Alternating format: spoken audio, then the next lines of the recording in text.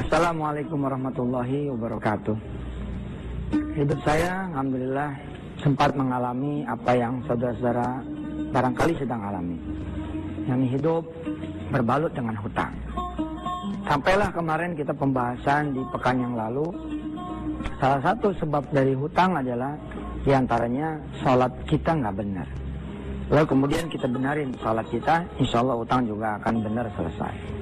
Yang kedua, barangkali kita ada rezeki orang yang kita makan, ada perilaku kita yang nggak benar, seperti misalkan kita berzina. Lalu hukuman dari Allah Subhanahu Wa Taala adalah hutang. Kita dibuat juga oleh Allah punya hutang sebab barangkali ada kedurhakaan kita kepada Allah Subhanahu Wa Taala dan kepada ibu atau ayah kita. Pemirsa, saya mengingat ayat ini.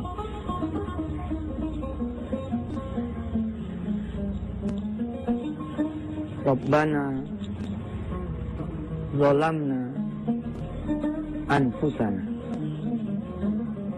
Anfusana ini meliputi kita sendiri, istri kalau dia sudah beristri, atau suami kalau dia sudah punya suami, anak termasuk orang tua, mertua. Rabbana zalamna anfusana wa illam taghfir lana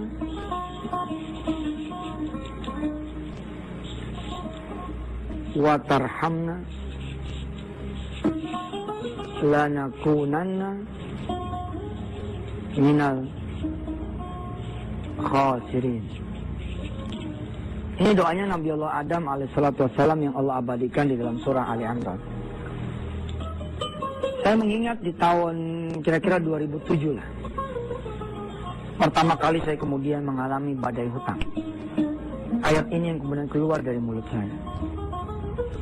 Kemudian saya keluar dari rumah seorang kawan, lalu saya divonis dalam tanda petik bahwa kerugian itu harus saya yang menanggung. Saya tidak berpikir betapa jahatnya dia menyuruh saya menanggung. Betapa tidak adilnya Allah, saya tidak berbuat tapi saya menanggung. Saya tidak berpikir tentang kenapa utang ini menjadi ada dari kaitannya dengan bisnis saya yang salah atau manajemen hidup saya yang manajemen usaha yang salah. Tidak. Saya lebih berpikir tentang manajemen hidup saya yang salah. Ada apa ya Rob sampai saya punya hutang seperti ini? Seperti pembahasan kita pekan yang lalu. Maka ketika saya keluar dari pintu rumah itu orang menuju gerbang, saya melantunkan ayat ini seperti Nabi Allah Adam alaihissalatu wassalam melantunkan ayat ini kepada Allah Subhanahu Wa Taala. Ada apa ya Allah dengan hidup saya?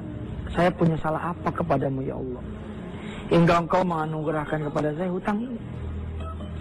Saya terus bicara pada Allah kalau emang utang itu adalah bayaran dari Allah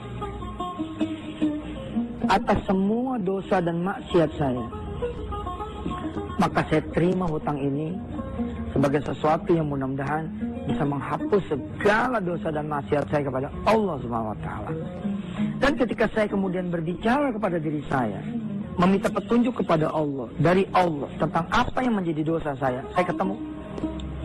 Salat subuh saya jarang di masjid. Siang yang kira-kira kita bisa jalan berjamaah, kita tetap tidak berjamaah. Kita asar masih sibuk dengan barang dagangan kita, dengan proyek kita, dengan kerjaan kita, dengan usaha kita, dengan toko kita. Sekalinya datang maghrib, kita pun datang sudah pas-pasan. Kadang-kadang datang berleha-leha. Lalu kemudian tiba di masjid dalam keadaan sholat rakaat yang ketiga. Tidak ada yang itu yang namanya sholat ba'diyah, apalagi nunggu sampai isya berjamaah. Saya menemukan diri saya seperti itu. Lalu saya menemukan lagi orang-orang yang kecewa dengan saya.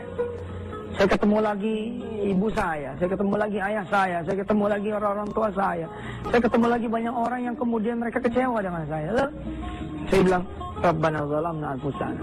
Ya Rabb, ampuni saya. Sekiranya utang ini nanti sama nih, penyakit, kesusahan, kehinaan, adalah penghapusan dosa dari Allah buat kita semua punya kelakuan, please ya Allah, ampuni kami. Karena kalau tidak engkau mengampuni kami, maka sungguh kami akan menjadi golongan orang-orang yang merugi. Di sini saya tandain pemirsa, sebab nanti akan kita bahas di segmen yang kedua. Anfusana ini siapa? Ternyata bukan diri kita saja, tapi meliputi orang-orang di sekeliling kita. Nanti kita akan coba perdalam setelah yang berikut ini. Pemirsa yang dirahmati Allah, Allah menginginkan kita menjadi the winner. Jangan menjadi the loser. Kebanyakan orang siap menerima siang, tapi dia tidak siap menerima datangnya malam. Kita orang ini jarang kemudian berterima kasih kepada Allah ketika dikasih kesusahan, dikasih penyakit, dikasih ujian, dikasih bala, dikasih musibah. Pengennya senang terus. Pengennya happy terus. Pengennya dapat karunia yang berupa kebahagiaan yang ukurannya adalah kacamata manusia. Padahal saudara harus tahu apa sih yang disebut dengan masalah. Apa juga yang disebut dengan karunia. Definisinya bisa terbalik. Saudara lihat Ka'bah. Ka'bah, dia berjalan, yang tawaf, tidak seperti jarum jam manusia ke kanan.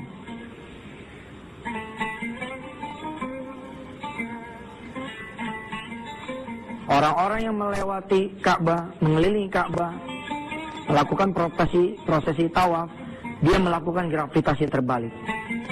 Begini pemirsa. Ya, cantik nih. Dimulai dari rukun Yamani, dimulai dengan kemudian kita mengucapkan Bismillah Allahu Akbar. Kita melakukan prosesi yang terbalik. Apa yang saudara sebut sebagai masalah, apa yang saudara sebut sebagai karunia, barangkali di sisi Allah sesuatu yang kebalikan dari yang saudara semua selama ini pikirkan. Apa yang disebut masalah? Kalau kita bertanya kepada saudara-saudara semua sebelum bicara di Wisata Hati Antv, sebelum kemudian ngaji di Wisata Hati Antv, apa yang disebut masalah? Utang. Salah satu. Aduh, saya lagi punya masalah, yang utang saya banyak. Nggak ada yang menyebut bahwa utang itu adalah karunia. Tadinya tidak pernah sholat subuh, sekarang sholat subuh. Tadinya tidak pernah bangun malam karena ketakutan besok ditagih, lalu dia bangun malam.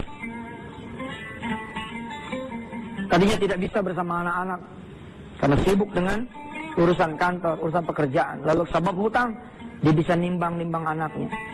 Dia bisa nimbang-nimbang anaknya. Dia bisa menceritakan satu kisah kepada anaknya.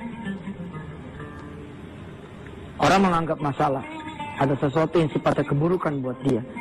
Padahal tidak pernah ada yang datang dari Allah. Itu adalah keburukan. Nggak pernah ada. Ustaz nggak ngalamin sih. Siapa? Aneh ngalamin banget. Ngalamin benar. Sampai saya cerita. Tahun 2001-2002 saya nulis buku. Judulnya Cara Gampang Bayar Utang. Ini buku saya tulis sebelum utang saya selesai. Di halaman pertama saya tulis, ya Rob, engkau jadi saksi. Saya menulis buku Cara Gampang Bayar Hutang pada saat utang saya belum selesai.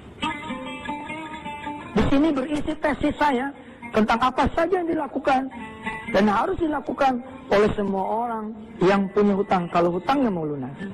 Salah satu di antaranya adalah thanks to Allah, sudah memiliki hutang. Berterima kasih. Orang tidak akan takut dengan kesusahan kalau dia tahu apa yang menjadi pesan Allah. Sekedar mereview kemarin pemirsa, kita kan dalam setiap kesusahan kita harus tangkap message Allah apa? Terus sebabnya bagaimana? Dan kemudian lakukan perubahan. Pesan Allah apa yang Allah sampaikan ketika saudara sendiri punya hutang? Kita benahin dulu nih di segmen yang kedua ini pemirsa. Betapa yang saudara sebut masalah dan karunia seperti prosesi tawaf. Terbalik, beda. Menurut saudara semua disebut masalah kalau saudara di PHK. No, menurut Allah belum tentu. Menurut saudara semua masalah itu bila mana Anda semua kena penyakit. No, belum tentu. Menurut saudara semua masalah itu adalah ketika sedang bagus-bagusnya karir saudara. Lalu datanglah pemilik menggantikan saudara. Menurut saudara yang jadi masalah itu adalah ketika lagi pegang duit, lalu kemudian duit itu hilang. Yang menjadi masalah buat saudara adalah ketika proyek sudah selesai, lalu tagihannya tidak turun. Yang menjadi masalah buat saudara selalu bersifat keburukan. Lalu bagaimana yang saudara sebut dengan karunia adalah kebalikannya. Karunia adalah kalau saudara bekerja, naik pangkat, naik jabatan, naik gaji. Ini yang saudara sebut sebagai karunia. Betulkah? Yang saudara sebut sebagai karunia adalah jodoh datang. Betulkah? Yang saudara sebut sebagai karunia adalah saudara punya utang lunas. Betulkah? Yang saudara sebut karunia adalah tatkala saudara pengen rumah lo, saudara punya rumah. Pengen mobil lo, saudara punya mobil. Lantas apa yang disebut dengan masalah dan karunia? Tetaplah bersama Yusuf Mansur, insyaallah di Wisata Antv.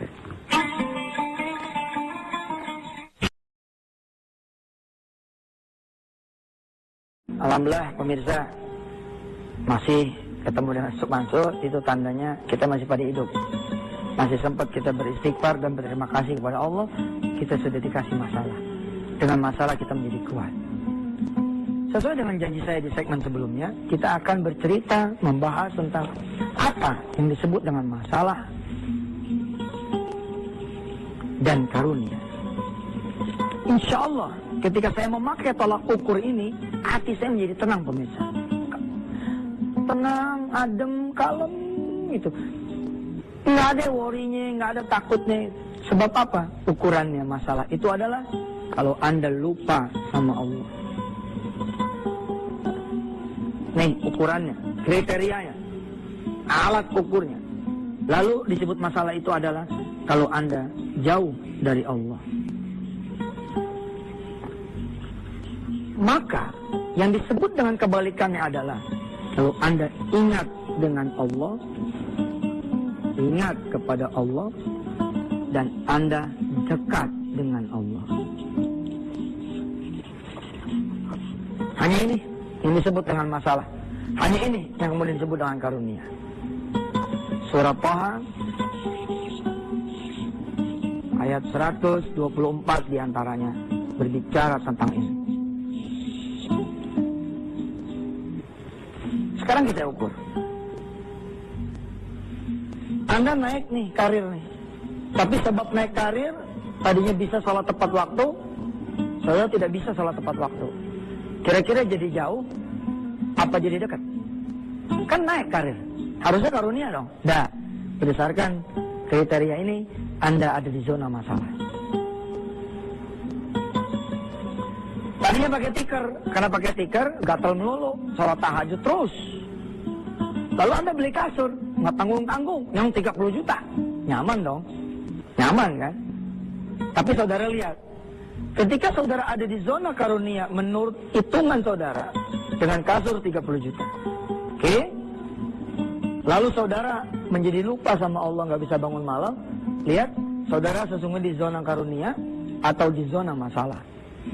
Betul, saudara di zona masalah.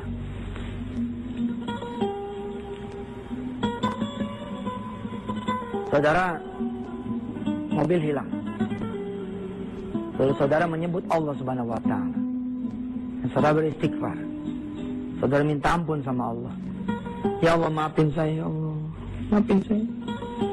Minggu kemarin saya bawa perempuan yang bukan muhrim saya, ya Allah. Minggu kemarin saya bawa perempuan yang bukan istri saya. Maafin saya, ya Allah. Saudara bisa minta ampun. Saudara bisa minta maaf. Saudara bisa beristighfar. Apakah saudara ada di zona masalah? Dah, saudara ada di zona karunia. Kalau Allah biarkan saudara ada di zona karunia menurut diri saudara, padahal saudara ada di zona masalah, berarti Allah jahat sekali sama Anda. Allah nggak mau Anda menjadi bersih. Allah biarin mobil itu nggak hilang. Akhirnya perempuannya berganti lagi menjadi 2, menjadi 3, menjadi 4, menjadi 5. Subhanallah, nggak selamat. Kalau digecek di dunia, saudara itu malah harusnya beruntung. Harusnya saudara berterima kasih sama Allah.